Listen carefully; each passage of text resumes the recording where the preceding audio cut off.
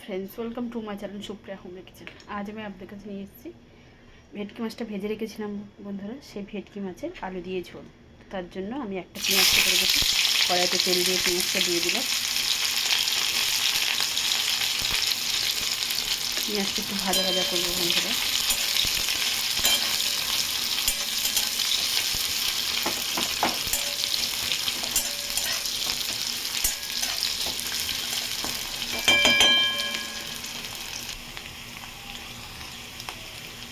পেঁয়াজটা একটু সোনালি সোনালি কালার হয়ে গেছে বন্ধুরা, বেশি ভাজবো না। তো আমি এই অবস্থায় আলু একটা বড় মতো আলু কেটে রেখেছি, আলু লঙ্কা টমেটো একসাথে দিয়ে দেবো।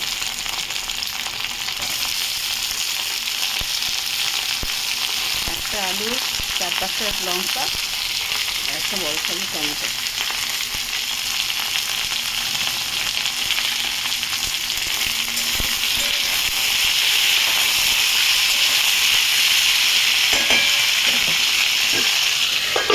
পরে ফিরছি তো বন্ধুরা, দেখি ঢাকাটা খুলেছি, আমি মশলাগুলো দিয়ে দেবো।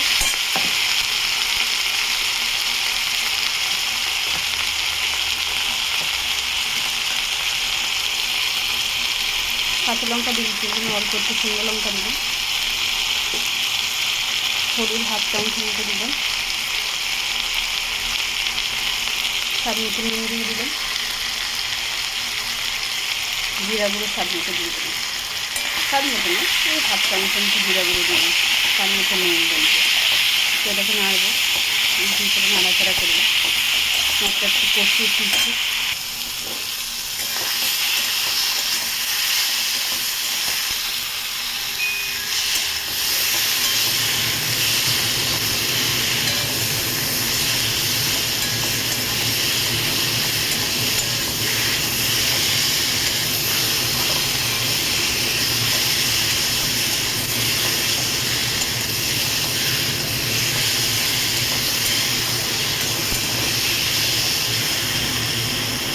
মশলার গন্ধ বেরিয়ে গেছে বন্ধুরা।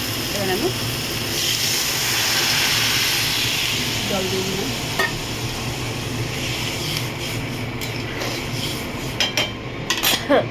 জলটা ফুললে তো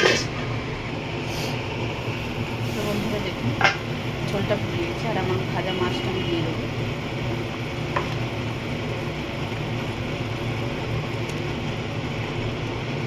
ভাজা মাছটা দিয়ে আবারও ঢাকা দেবো, পরে ফিরছি।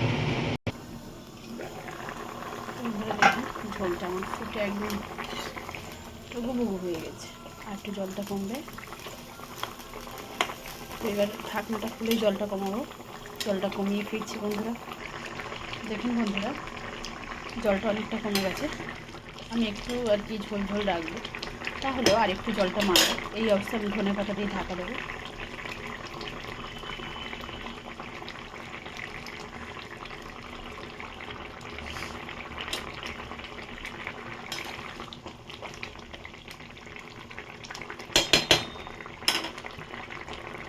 ঢাকা দিচ্ছি, পরে ফিরছি।